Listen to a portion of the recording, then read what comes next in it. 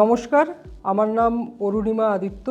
আমি বেগম রোকেয়া স্মৃতি বালিকা বিদ্যালয়ের শিক্ষিকা। আমার বিষয় ইতিহাস। তোমাদের সবাইকে পাঠশালা লাইভে স্বাগত।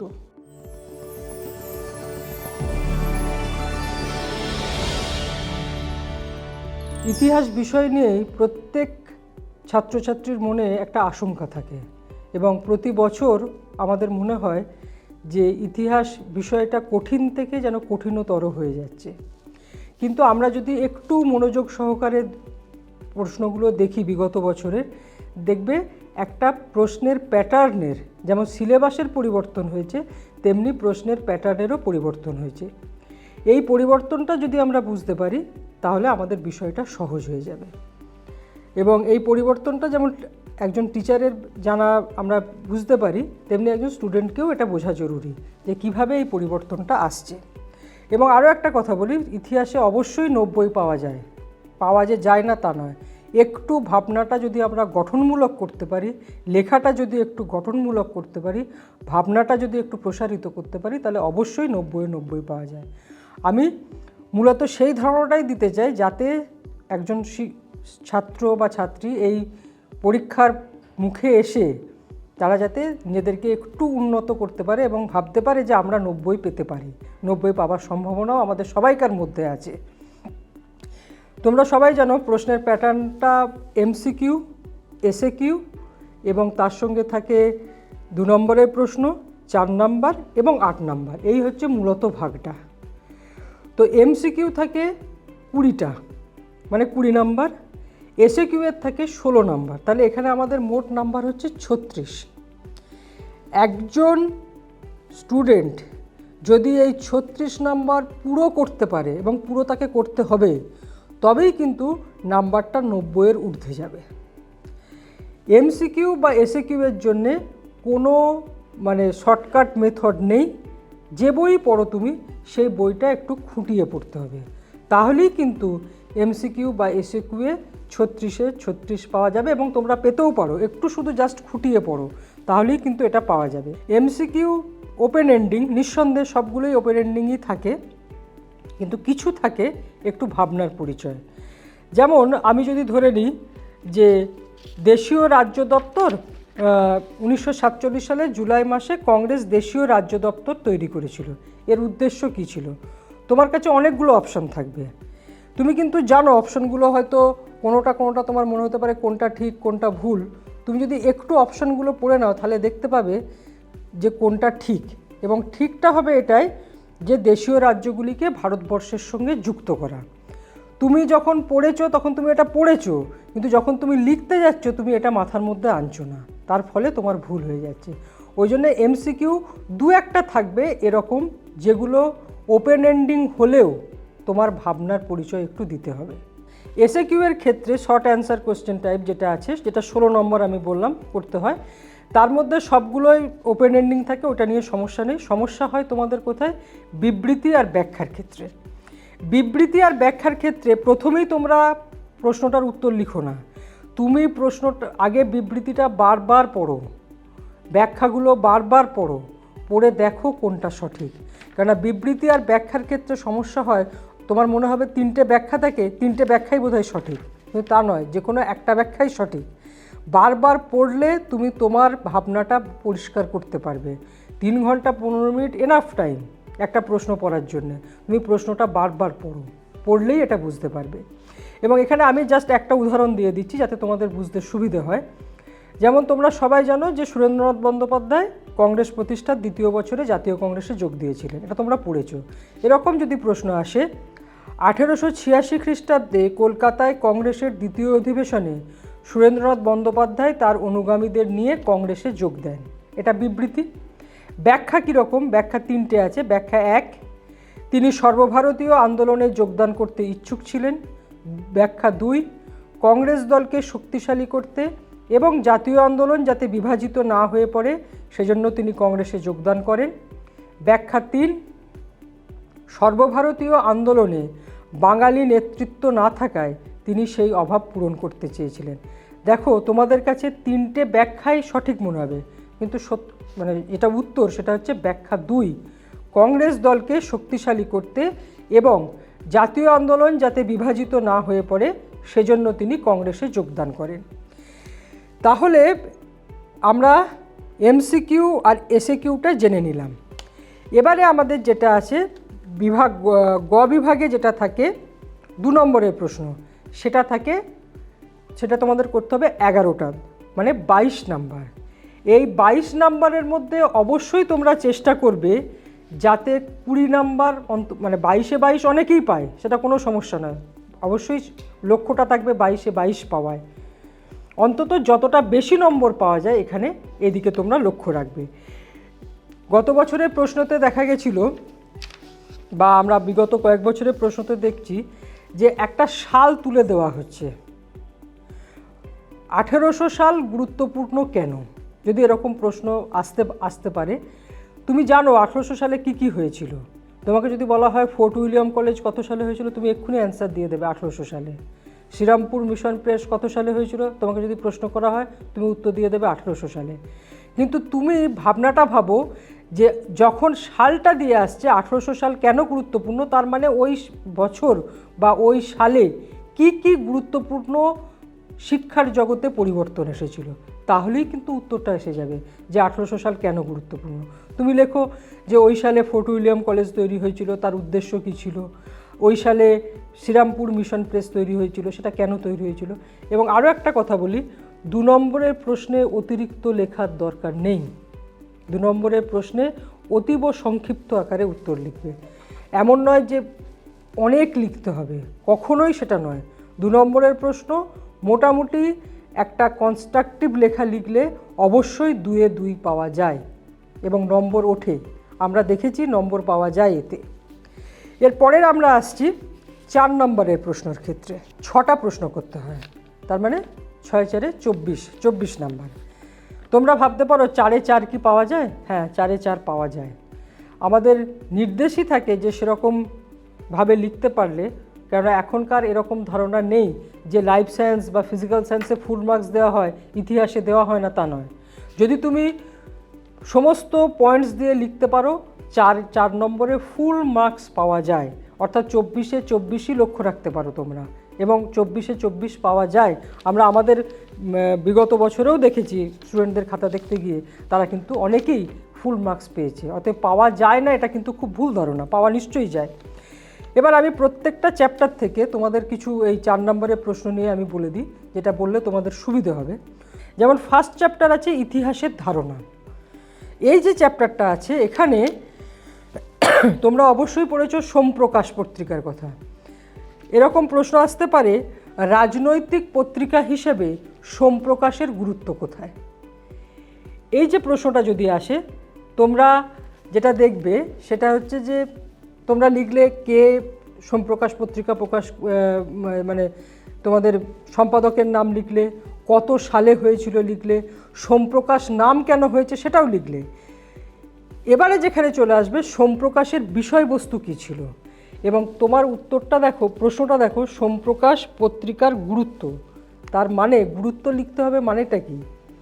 অন্যান্য পত্রিকার চাইতে সোমপ্রকাশ পত্রিকা আলাদা কোথায়, তাহলেই কিন্তু সোমপ্রকাশ পত্রিকার গুরুত্বটা তোমার লেখা হলো। তাহলে তুমি কিভাবে লিখবে?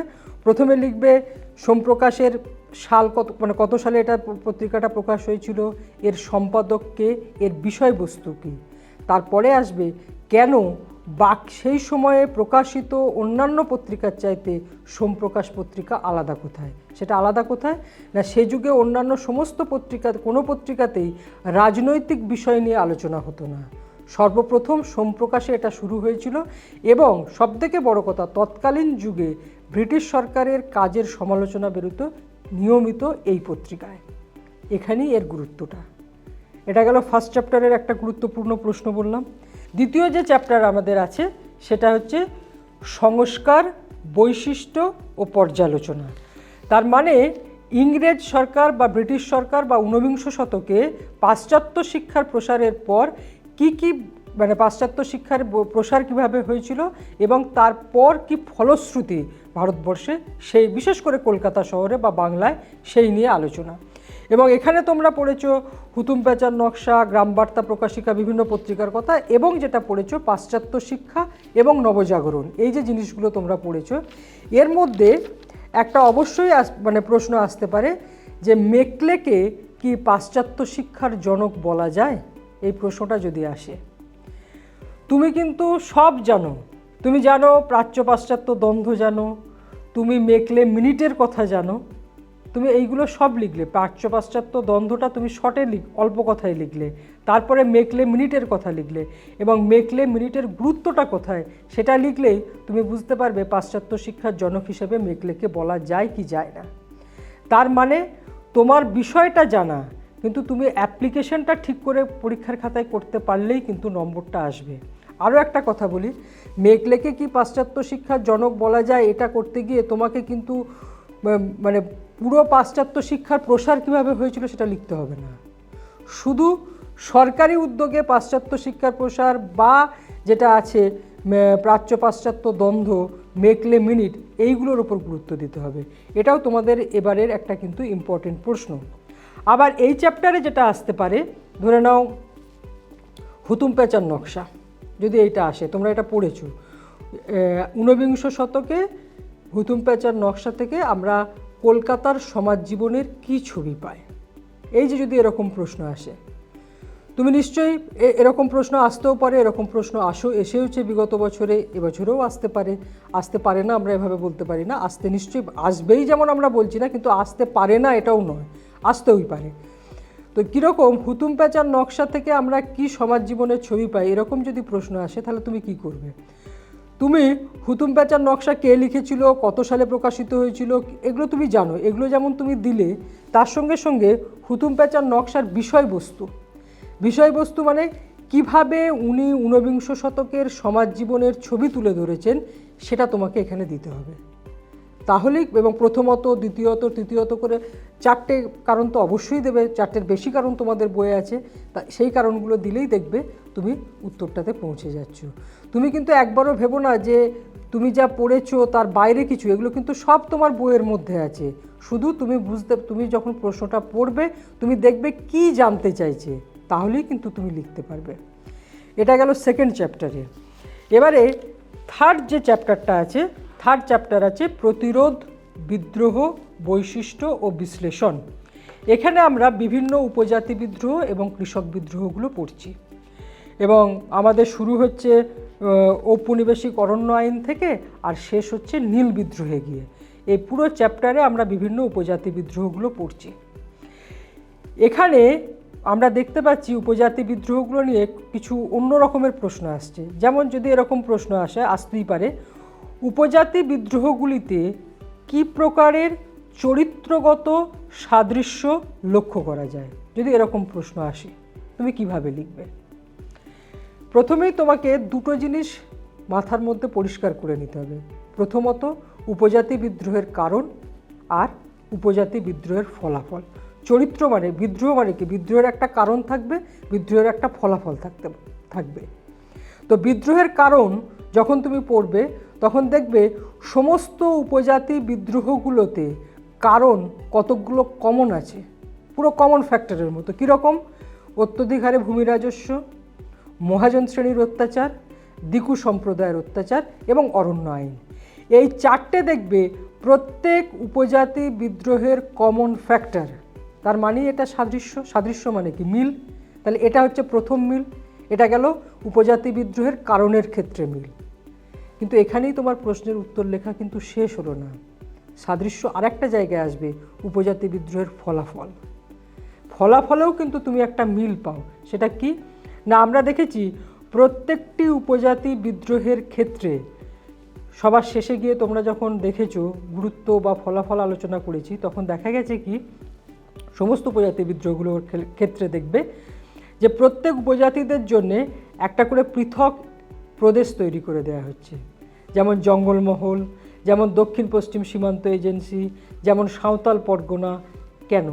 তার মানে কি উপজাতিদের একটা পৃথক জায়গায় রেখে দেওয়া হচ্ছে।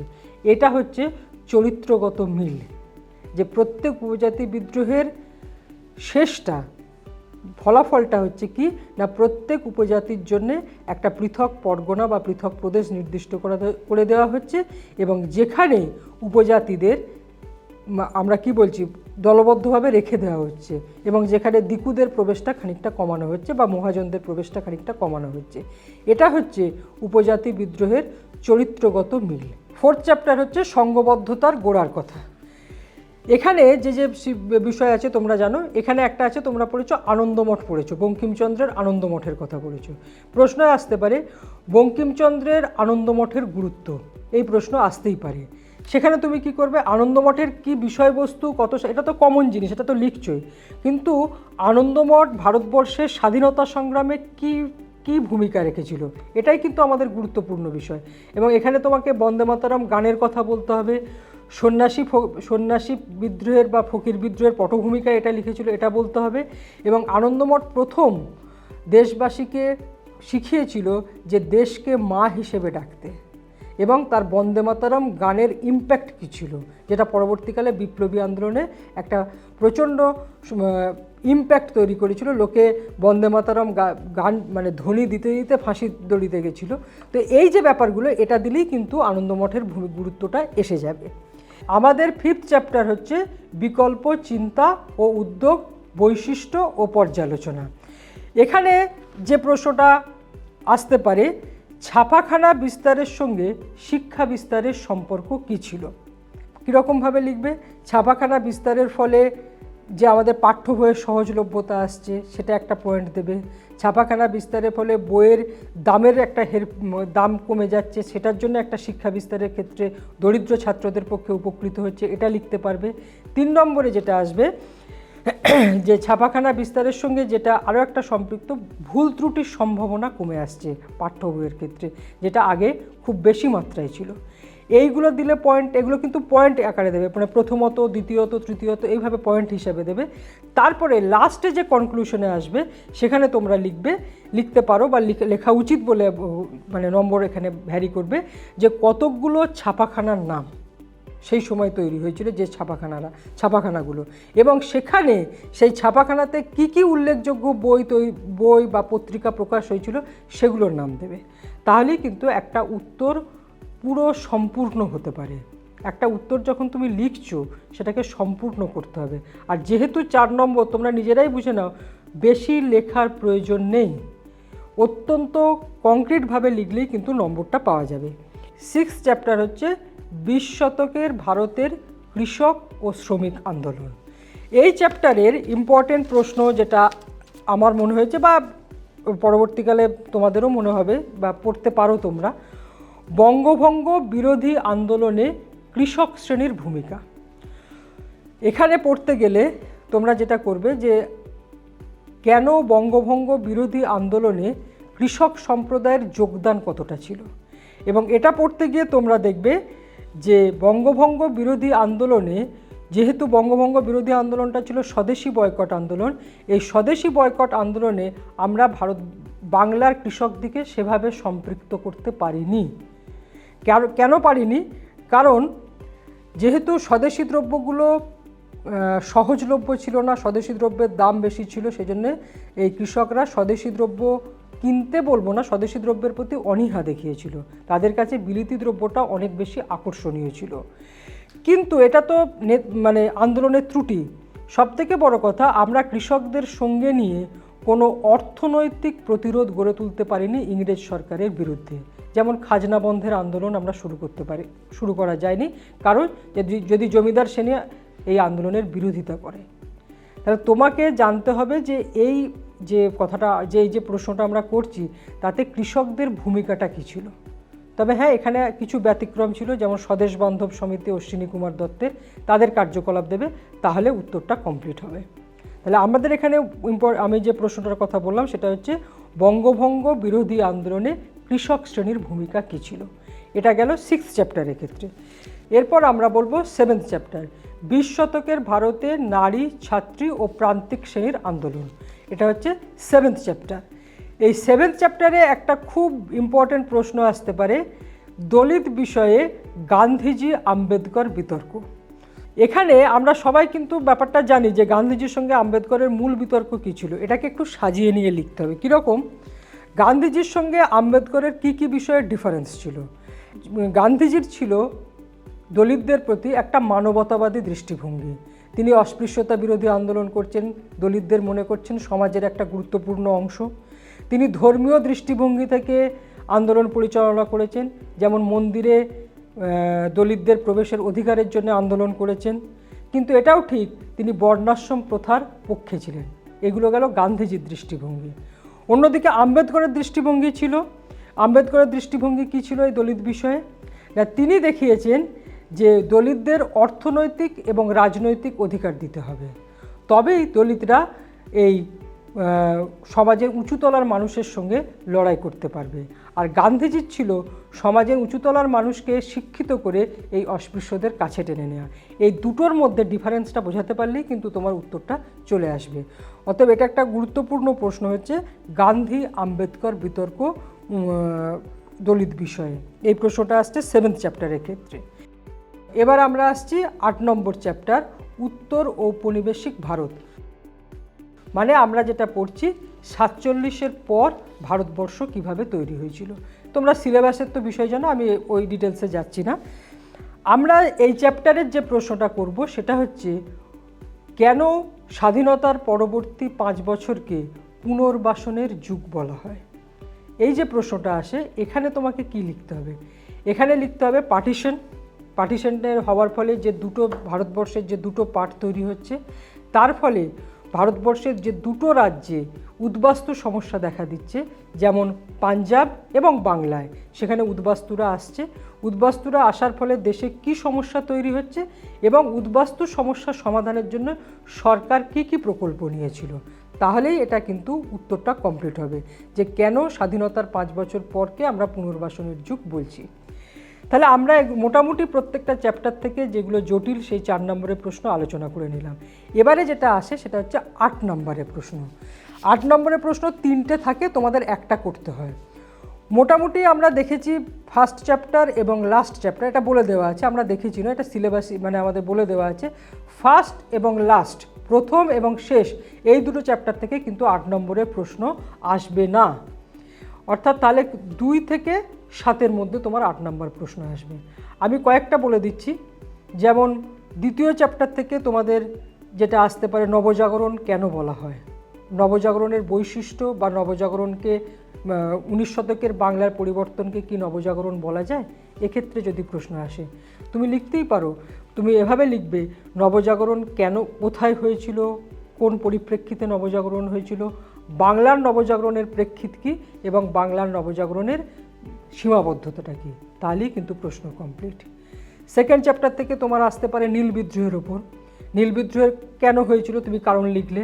আবার এটাও আসতে পারে, ওটা 4 ভাগ করে যদি আসে, নীল বিদ্রোহে শিক্ষিত সমাজের ভূমিকা, এটা একটা অন্যতম, এটা 4-এও করতে পারো 8-এও করতে পারো, দুটো ক্ষেত্রেই আসতে পারে।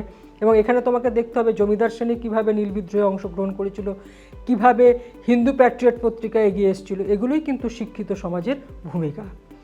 এবারে যেটা আসে যে বাকি বিভিন্ন চ্যাপ্টার থেকে আসতে পারে, যেমন বারদৌলি সত্যাগ্রহ আসতে পারে। এবারে এটা খুব ইম্পর্টেন্ট প্রশ্ন বলে আমার নিজেরও মনে হয়েছে। বারদৌলি সত্যাগ্রহ যেটা বল্লভভাই প্যাটেল করেছিলেন, সেখান থেকে তুমি কীভাবে লিখবে? বারদৌলি সত্যাগ্রহের কারণ, বল্লভভাই প্যাটেলের ভূমিকা, নারী সমাজের ভূমিকা, কংগ্রেস এবং সরকার এই আন্দোলনের ফলে কি কি পদক্ষেপ নিয়েছিল, তাহলেই কিন্তু তোমার উত্তরটা কমপ্লিট হয়ে যাবে।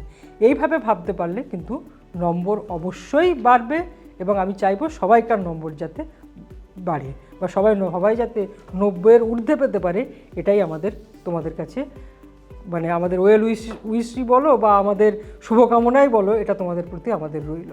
আমরা প্রশ্নোত্তর নিয়ে আলোচনা করলাম, কিভাবে লিখতে হবে একটা আমি বোঝাবার চেষ্টা করলাম।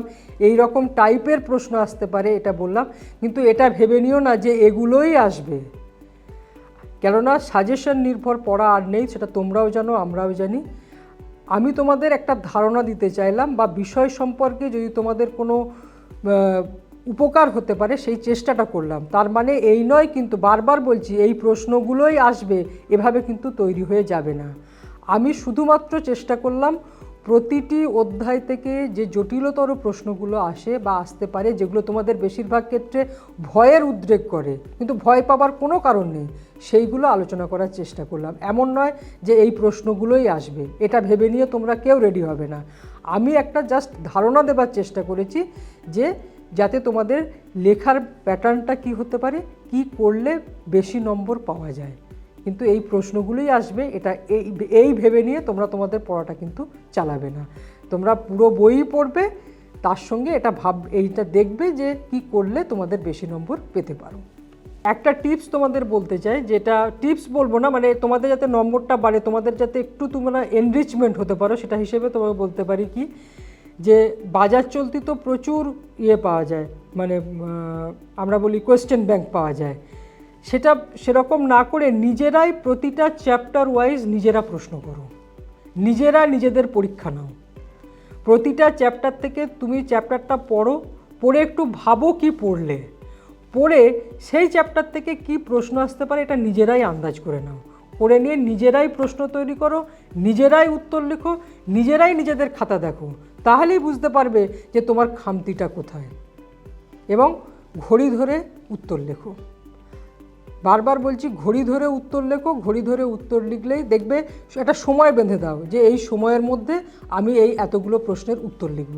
তাহলেই তোমার যেমন ভাবনার একটা মানে উন্নতি হবে, তোমার হাতের লেখার উন্নতি হবে, তোমার নিজের মনের ভেতরের যে ভয়, সেই ভয়টা আস্তে আস্তে কেটে যাবে। একবারে পরীক্ষার হলে গিয়ে পরীক্ষা দিতে বসো না, তার আগে নিজে বাড়িতে নিজের সঙ্গে নিজের পরীক্ষা নাও, তাহলেই দেখতে পাবে তোমার পরীক্ষা সম্পর্কে ভীতিটা কেটে গেছে। সবাইকে মানে পরীক্ষার আগাম শুভেচ্ছা এবং ভালো রেজাল্ট করার জন্যও আগাম শুভেচ্ছা। নির্ভয়ে মন শান্ত করে মাথা ঠান্ডা রেখে পরীক্ষা দিতে যাও, তোমাদের কিছুই অজানা নেই, তোমরা সব জানো। শুধু নিজের ওপর কনফিডেন্স রাখো যে আমরা পারবো। যদি নিজে ভাবতে পারো যে আমি পারবো, তাহলে নিশ্চয়ই পারবে, কেউ তোমাদের আটকাতে পারবে না। Best of luck.